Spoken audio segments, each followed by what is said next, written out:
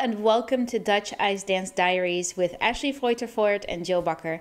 In today's episode, we talk to senior ice dance team Chelsea Verhaegh and Sherim van Geffen, and we hope you enjoy listening to us in our conversation.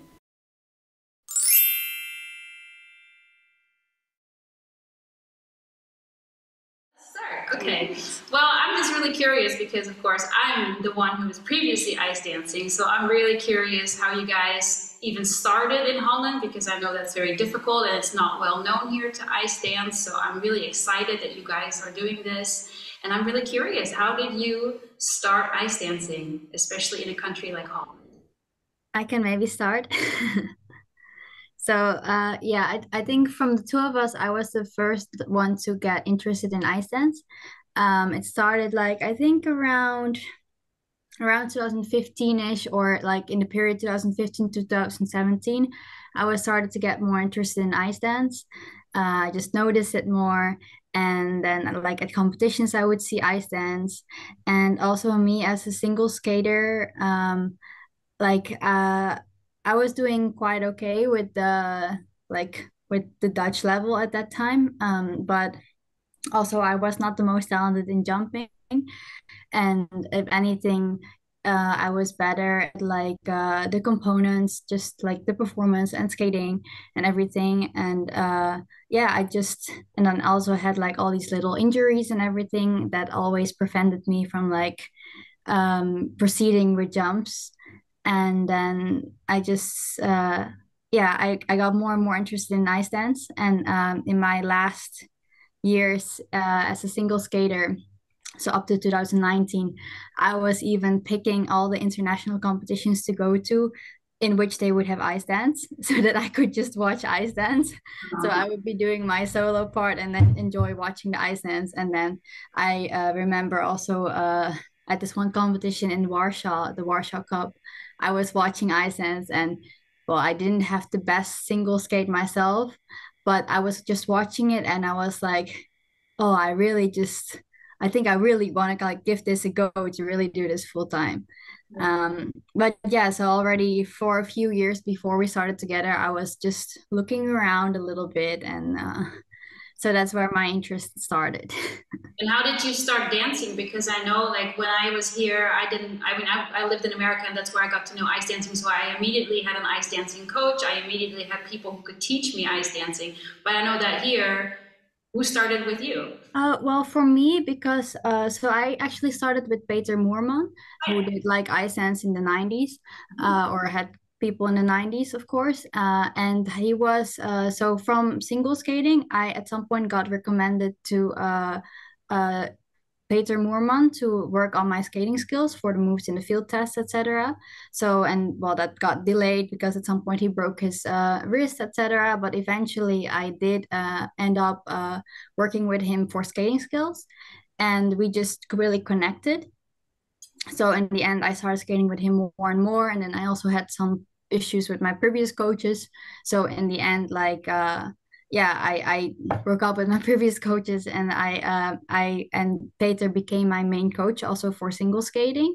Yeah. And then of course he had the ice dance background, so also together with him, ice dance came more into the picture, and he suggested like, oh, maybe also actually, because in the Netherlands it's of course hard to find enough ice time sometimes, especially if you're not always like part of a club or a real good training group. So I started attending the BIC sessions, Mhm. the Bosse Iceland Club sessions in the evenings, also just to like be on the ice more, to get more ice coverage, and to just do something else like in skating, to experience that a little bit, start practicing these old pattern dances.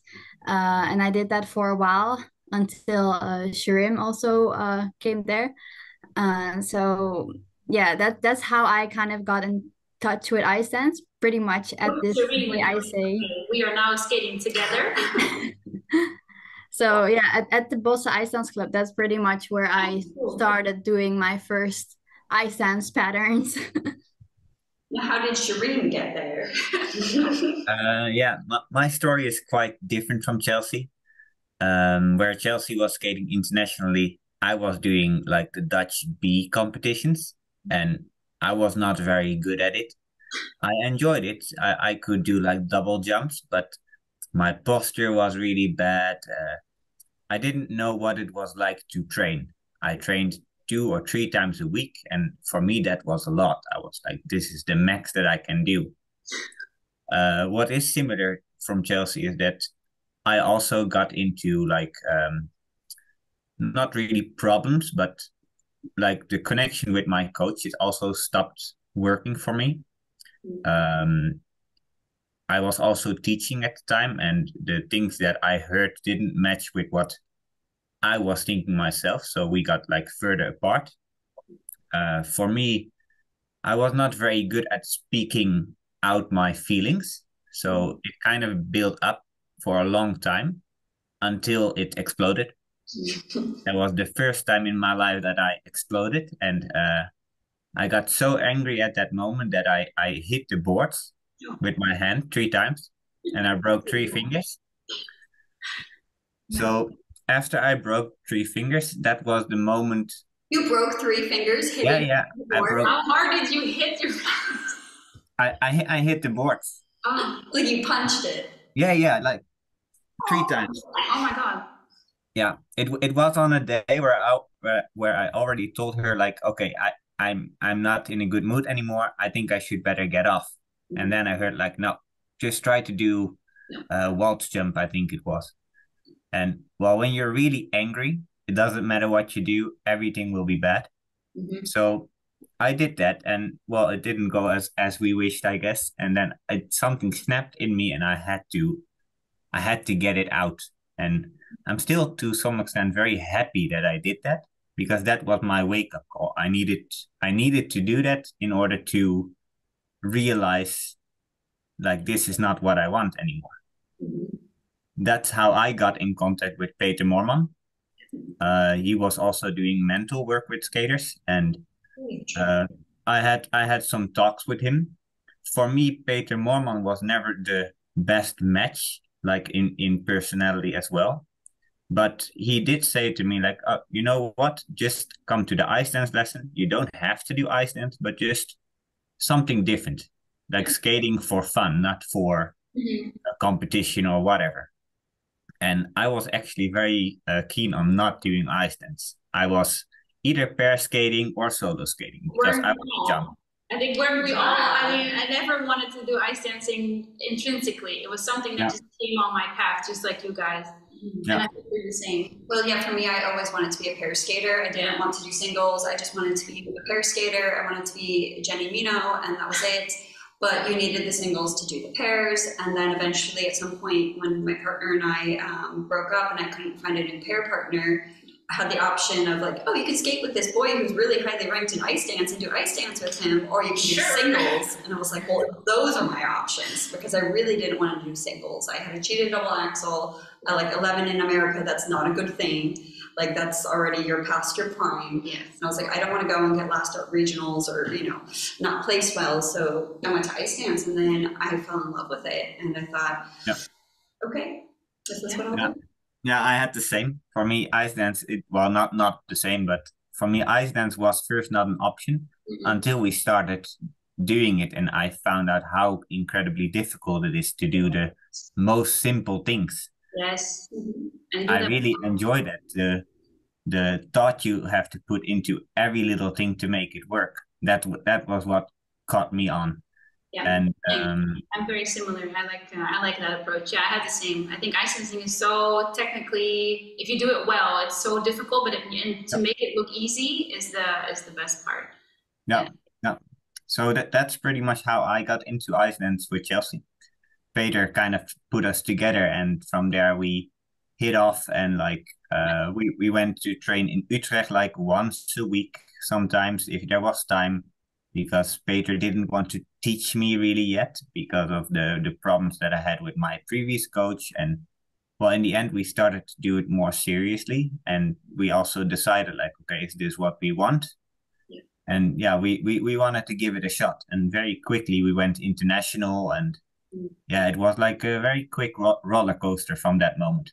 I do think it started, we had kind of like a really long tryout sort of period, because from the first moment that we skated together for the first time at BIC to the point where we actually said like, okay, now we're gonna do full-time training ice dance, it was quite a while.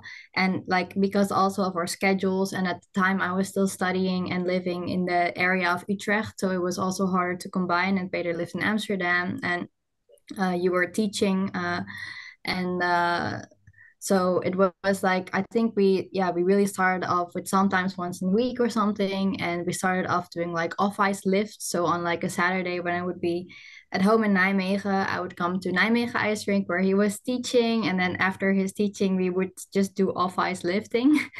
Like really started really small and slow, and I think it kind of started more like, oh, so you can both try out ice dance.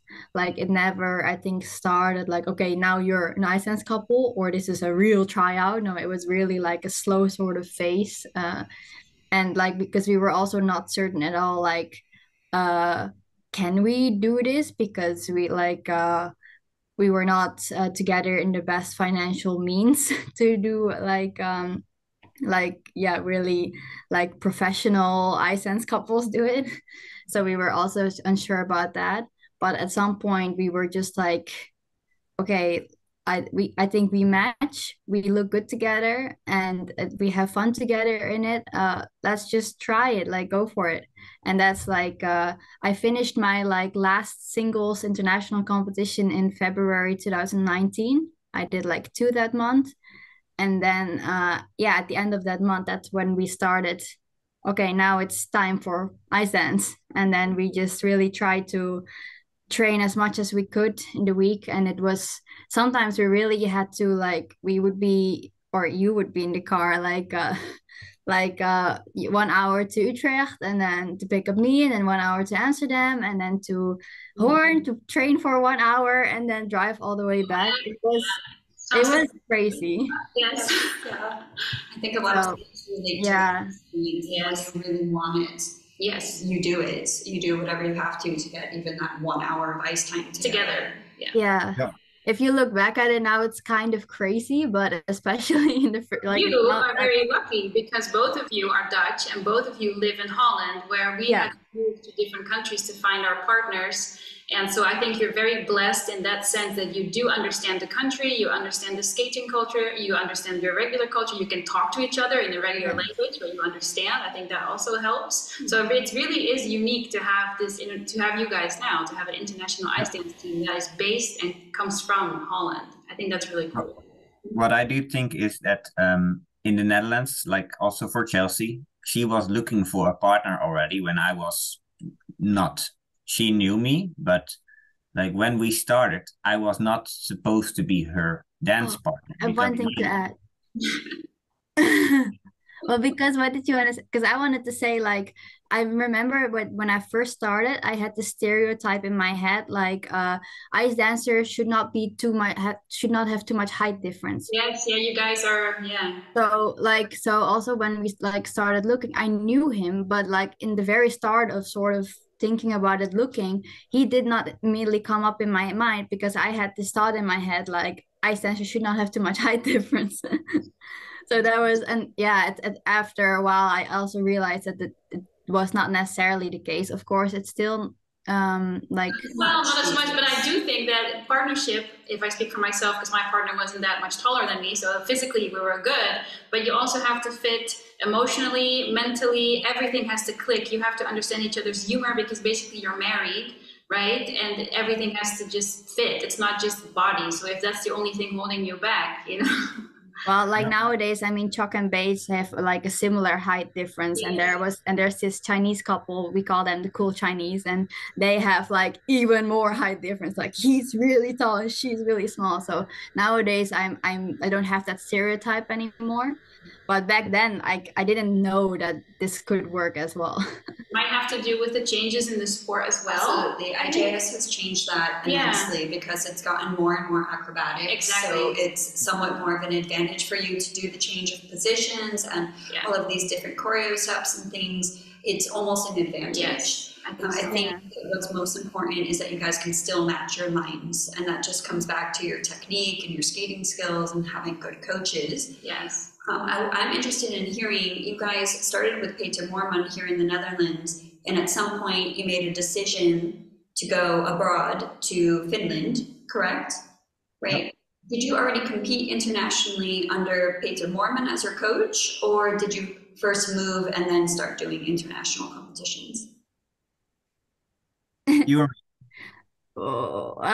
like so Finland, the first time, so we worked. Well, it's a bit strange because so the first two competitions, Peter Moorman was not with us because he broke his hip. So, we started working for the competitions with Peter.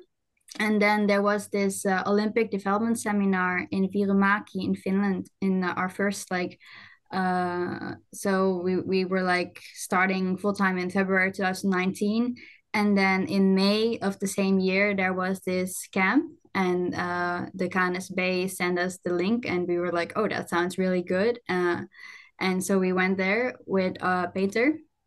But that's 1 week camp. We got in touch also with Maurizio and like some Finnish couples, and that's really where our world for ice dance opened up. Like we had no idea. Like of course, I think Peter.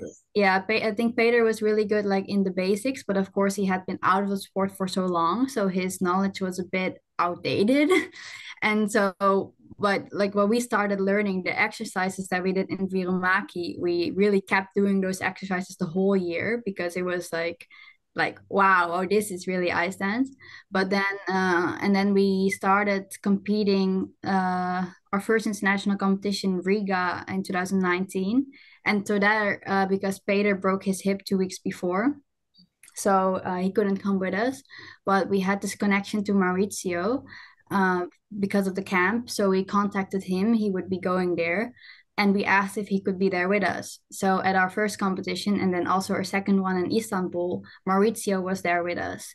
And then the rest of that season, we did do the competitions with Peter, also on crutches. He would be walking on crutches and everything. And then after that, the pandemic hit. So we only had like a few competitions with Peter. It's a natural flow, I think, as well. I mean, when I danced here, I also had to move away because there was no high-level coach that could, support me and my partner here as well. So you're kind of forced to move outside, I think. And I think part of it's not just having a high-level coach, because you can have the best coach in the world, but if you don't have that competitiveness of having other teams around that you, environment, and the whole environment, then it creates a little bit of a lack of motivation. It does. You don't have as much fire.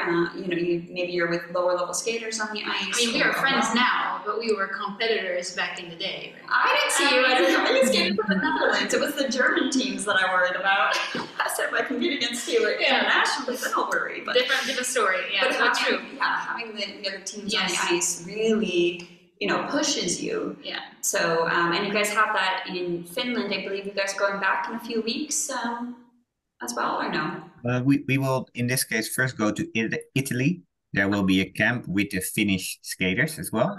Yeah. So Maurizio is like organizing a camp with 2 other coaches. And from Italy and from Spain, there will be teams coming together there. So in Finland, there's at the moment no training, because they all moved to Italy for this period. So we will join them there. Nice. That sounds really good. Could you explain what other coaches or teams are going to be there with you guys? Do you know yet? Or? Yeah. We Chelsea is better at the name, so. There will also be like Sara Hurtado and her partner, and Luca Lanot. Oh yeah, Luca. Yeah. And with his teams, and so Sarah will bring her teams, and I saw there's even a guest coach, Isabelle de Lobel, so that's quite exciting. That's nice. And so yeah, it's yes. Oh, yeah, we're going back. Yeah, back in the day. Yeah, really cool. Nice. This high level. So it's like a mixture of like 3 places in Europe, and we come together and we train there. because Finland indeed won't have, at least the club we train at in Finland, they have like a summer stop or something, and usually the teams in summer go somewhere else, and we always heard such good things about it. So this year, like, it is very expensive, and it still is like, it's not something we can just afford, but it's something that we really want to do. Like, we really don't want to miss out on it. We feel like it would give such a good new refreshing impulse, and also to train with some other teams that we like. Networking and Very whatever. important for us. Good to know. And is it in Milan or is it somewhere else? In Torino. Torino. Oh yeah. Cool. Now, how was your season going to look after that? You guys will finish the camp, maybe finish up some work on your programs. Do you have training plans, competition plans? Could you tell us what we can expect from you this year? At this moment, it's still like quite uncertain because our financial situation is worse than the seasons before. There has been a few things that are like a few things that I would usually get in money that I'm suddenly this year not getting anymore. And Chelsea also has financial problems. So we are really looking how we can train as little as possible, but still do what we have to do. I think after Italy, we will come back to the Netherlands first to work on the programs ourselves. And in October, we should start with our first competition. That will be the Finlandia, most likely. Oh yeah. Okay. So since that is already in Finland, we will also probably leave a little bit early so we can work with our coaches there, and we can do like the final steps before the competition. Right. And I think after the Finlandia, we will stay there for a little while longer. And then we will probably come back to the Netherlands because we don't have the financial situation to stay there longer. Yeah, but it's like the chicken and the egg story, right? It's like, do people invest first and then get the result, or do you first get the result and then get the sponsors? I hate this part about figure skating. I really do. I think it's like we said yesterday, it's an elite sport. It costs a lot of money.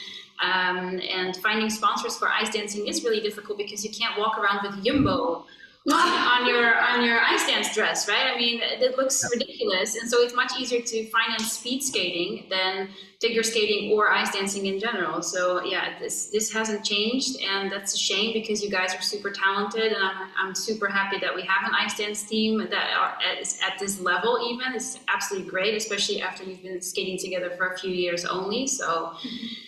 I mean, if anyone is listening, invest, sponsor, to get the show on the road. I mean, it's a shame, right? Because all the high level ice dancing is not in Holland, even though we would like it to be. It's in, it's either, I don't know, where the big training center or now, but you have to start somewhere. But yeah, it's a shame, and also for the KNSB, it's a missed opportunity. I think that you should invest and then see the results. It's a chicken and the egg story. So I do feel like we are already doing the investment for 4 years. We have been trying everything we can, and yeah, well, there's just no money from the KNSB, so. We're gonna have to do it ourselves for now, investing until there is no more money left, and that's like the point we are getting closer to now.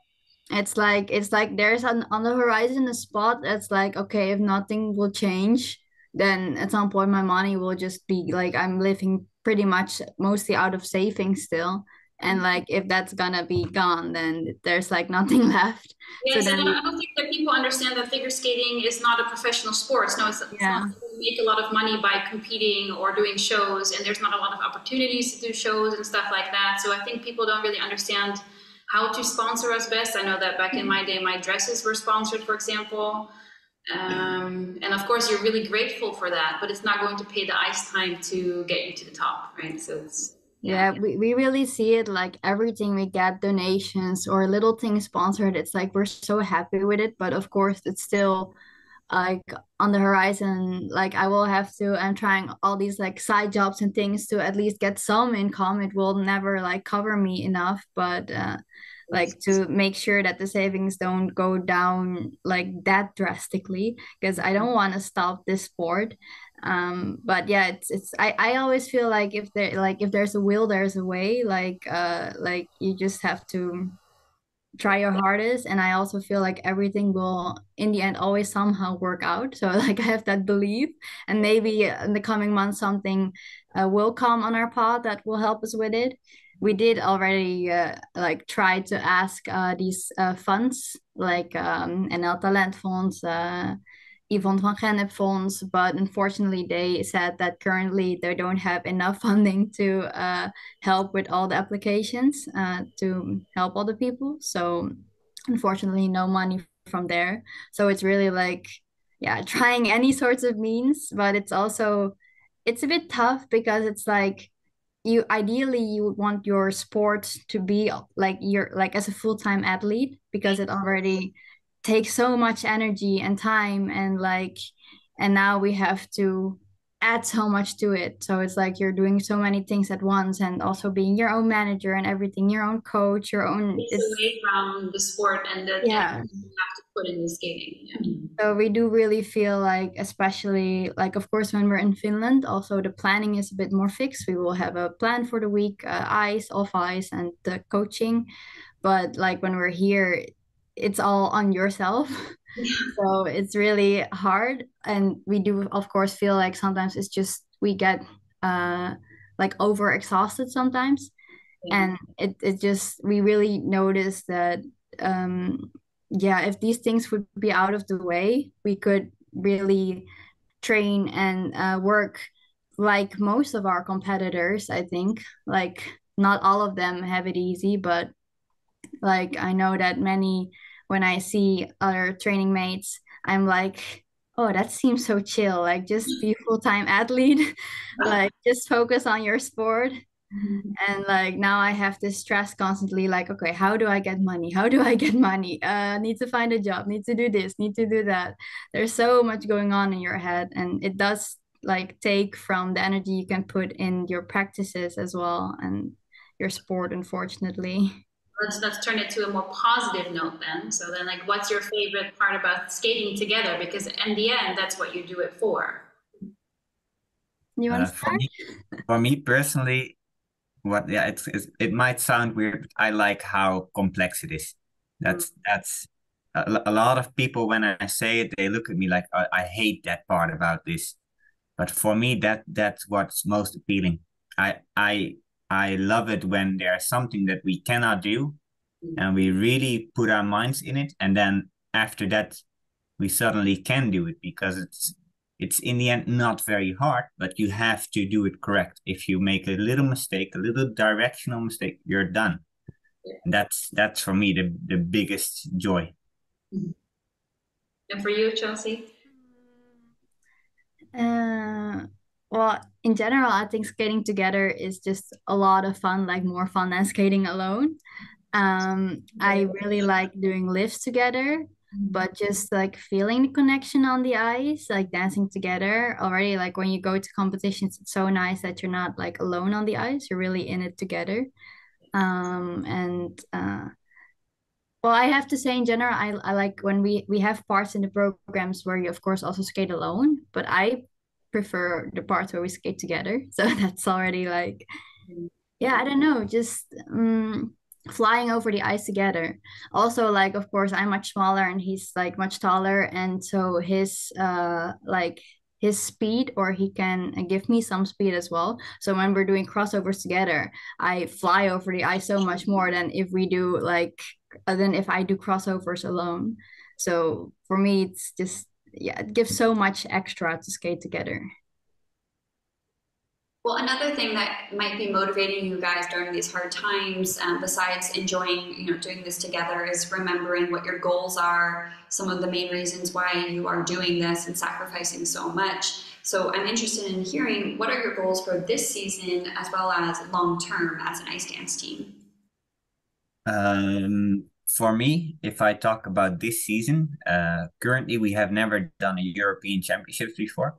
We have done twice the Worlds, but never European. So that's something that is very much on my list that I would really like to do. Of course, going to Worlds again, that's a big thing. getting a season's best or personal best. That would be a great thing.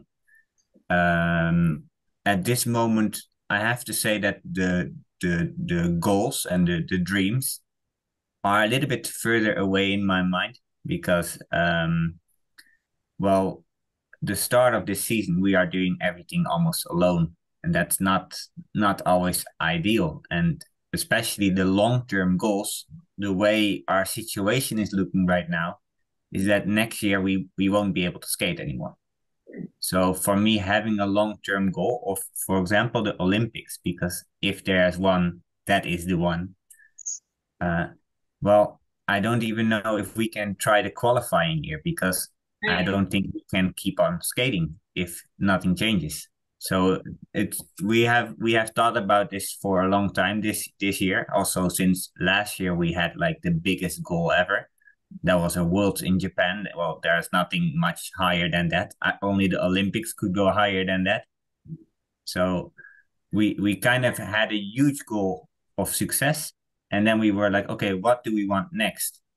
But the next thing, it feels like it's almost impossible to think of it because we're gonna have to figure out how we can even get on the ice next year. So there's the long-term goals seem so unrealistic to think about. Well, don't forget that you have support, right? I mean, you don't. We've just met a couple of times, but we have you have support, and don't forget to call out any help if you need it, not just financially, but getting your story known. That is why you are here on this podcast. I think it's very important you create a platform. People know about you. People know what you're doing. People see how talented you are and what your goals are and your vision is. So yes, you have support also from Dutch people. Well, you're semi-Dutch, right? Hey, so I have my citizenship. You have your citizenship. I'm just as Dutch. Exactly, and you have, of course, Jeroen here in Holland and many other judges. So you do have our support, and we will do also everything to help you be known. And you should just you really should continue. I saw you guys skate, and I really enjoy watching you. So don't forget, you are supported in different types of ways. Well, yeah, we really do feel the support, actually, especially when we're back in the Netherlands. I feel like we have a quite strong connection to the Dutch skating community, also because for practice we would go all over the place and we meet so many people. So that's always a really nice experience. And like for me, I think the goals are pretty similar indeed. Like it would be great to go to Europeans. The one that we could have gone to got canceled, and then the others beat us to the other two. So like it would be great. And yeah, it would be great if one day indeed we could go to the Olympics. Of course, we both already have Dutch passports, so that's easy.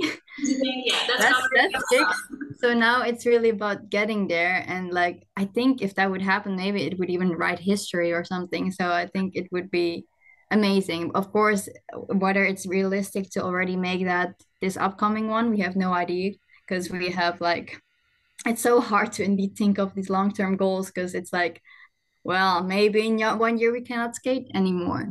And yeah. but even then, like I would have in mind even the possibility of like 2030 Olympics or anything. Like I can't guarantee it, but there it could be that we would keep skating till then. I also heard that it might be in Tokyo, and well, Olympics in Japan would be awesome. Oh. Yeah. Now, when we've spoken to people in the Netherlands, so for example, at the Den Bosch Ice Dance Club, where you guys both have some roots and some connection, they speak so highly of you both, and they're so happy that you guys are there and involved. And what we're wondering is what you guys are hoping for the future of ice dance in the Netherlands. So not only you guys competing, but just in general. Well, I can say for me, I'm already doing a lot of teaching. And well, as long as I'm still dancing myself, there's no time to run a full program of athletes. But I would really like to be one of the places in the Netherlands that will start ice dance from a younger age as well. I would like to help at the BIC, for example, but I would also like to start younger kids to begin in the ice dance world, because I notice in the Netherlands there's a lot of people who say that, oh, you are not good at jumping, but you can do pretty good steps, so you must be an ice dancer. But doing steps in ice dance and doing steps in solo skating is not comparable for me. Like a solo skater gets level 4 if they do 11 steps clean, and we have to just do 2 steps each, and then we have level 4. There's a different category of clean skating necessary for ice dance, and I feel like it's very underestimated to start young in ice dance. I always hear like, oh, first do jumps, and if they don't succeed, then you go ice dance. But if you start in ice dance, you learn to skate very differently. And I think if you could start young with kids, then you could actually make a future for the Netherlands to also compete on a higher level. Like, of course, we are already doing. You need to have a change in reputation, because right now it's the failed figure skater who does ice dancing. You couldn't make jumps. Oh, then you'll just do that, you know. So there's a reputation thing that we need to get rid of. And I also remember the KNSB a couple of years ago did a dance challenge, like an ice dance challenge, and it really made me angry, because I was like, why are we making this sport into a little show thing, right? It needs to be taken seriously as a sport by itself.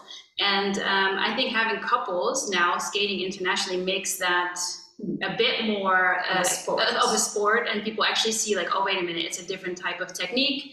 So I really do think it helps to have more couples now. But yeah, I agree with having younger kids start ice dancing, and not just for moves in the field, but for true dancing and gliding and understanding your skate and your body. Yeah. Music too. I think it's a pity that I didn't start when I was younger yet. Like, of course, and it does. If you look internationally, the couples that really are at the top the last few years, they started when they were little. They had partnerships of so many years. Like, I know so many that started small. I think you like doing that. It will set you up more easily for being able to get even further. So it's like, of course, I can't turn back time, and I had also a lot of good years in solo, but it would have been nice if I would have started when I was younger. Yeah, I agree. Yeah. Well, on that note, we would like to know from each of you, who is your all-time favorite ice dance team? Tessa Scott. Yeah. That was just one answer. Tessa Scott. That one is easy. I like others as well, but like, yeah, Tessa and Scott for me are legendary. Like, I just love so much about them. Of course, I really like Torfel and Dean as well, and there's like others, but yeah, for me, Tessa and Scott. Actually, I met them, like, I don't know if they remember, but I met them backstage when I was doing an international work experience at Ice Legends. I was like 15 and I actually met them, but back then, like, I didn't know much about ice dance yet, so I didn't know how big they were until later. But like, yeah, I remember like just speaking a little bit to them casually as working backstage there, and I'm like, I met them, but I wasn't into ice dance yet. And well, we did, like, nowadays when we're competing, we sometimes see Scott more at the rinks because he goes to a lot of competitions where we went as well last year. So that's quite cool. But they're huge example for me. Like, if we also look up pattern dances, then often they pop up, and we're like, yeah, they're one of my all-time favorites. Now, for me too, Tessa and Scott are my favorite when it comes to skating. That's what I would like to do as well. However, if I look at the favorite ice dance program, it's not their program. It's from John Kerr and Sydney Kerr. Oh, the Kerrs, yes. They did this cowboy program, like Cowboy on Johnny Cash, and it was not the cleanest skating, but for me, that's the single program that for me has the most joy. When I watch it, it's like, oh, that's so cool.